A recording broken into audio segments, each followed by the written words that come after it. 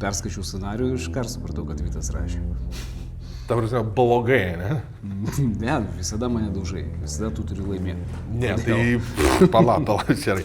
Ta prasme, laimėt, okei, ten mes visi laimim, bet aš leidau tau išjungt mane.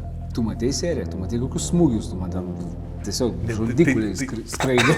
Tai čia ne man, čia montažo režisierius. Miša išrinko kokį garsą, ne, čia garsistas išrinko kokį garsą. Nu, bet faktas, kad, nu, kur aš savo rašydamas ir dabar leisiu tau laimėti.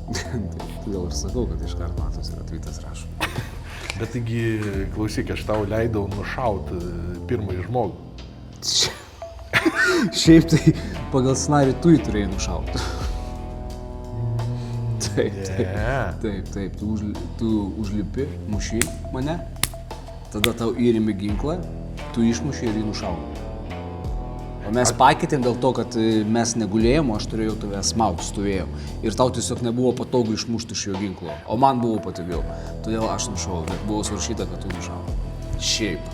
Ta prasme, tu skaitėjai ir pasibraukėjai, ne? Kur tipo... Šitą keisim, iš karto sakau. Tai gerai, tai kas tau netiko dar? Nu, papasakok, dabar jau sėdim, jau papasakok, kas netiko. Kas netiko, bet visas scenarijus netiko.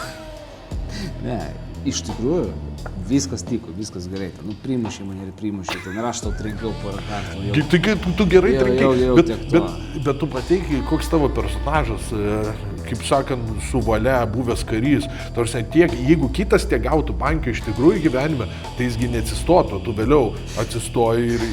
Gerai, kad pažymėjai gyvenime. Jeigu aš tiek būčiau gyvenime prasileidęs iš tavęs, aš irgi nebūčiau atsikėlęs.